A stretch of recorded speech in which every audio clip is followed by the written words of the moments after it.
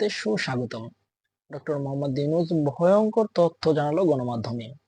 আজকের এই ভিডিওটি খুবই গুরুত্বপূর্ণ, খুবই চাঞ্চল্যকর। ইতিমধ্যে ভিডিওর অংশ বিষয় থেকে গেস করে ফেলেছেন।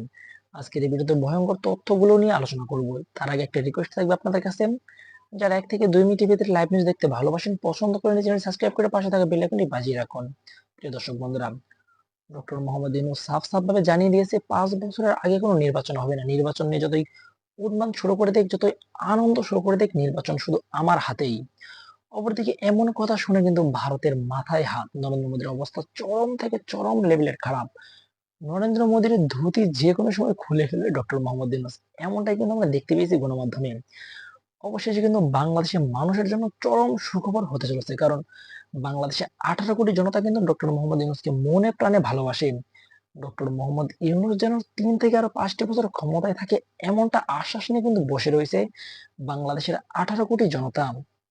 যদি সত্যি সত্যি এমন হয়, ডক্টর মোহাম্মদ ইউনূস আরো 3 থেকে 5টি বছর ক্ষমতায় থাকে, তাহলে বাংলাদেশের মানুষ কতটা স্বস্তি বোধ করবে, কতটা শান্তিতে থাকতে পারবে বাংলাদেশের সাধারণ জনগণ।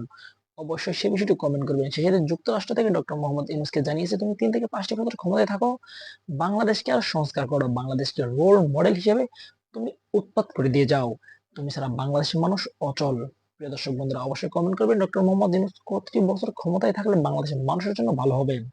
আজকের মতন এই পর্যন্তই, দেখা হচ্ছে পরবর্তী কোনো ভিডিও নিয়ে। সেই পর্যন্ত সুস্থ থাকুন, ভালো থাকুন, দেখতে থাকুন এই চ্যানেলের ভিডিওগুলো। আল্লাহ হাফেজ।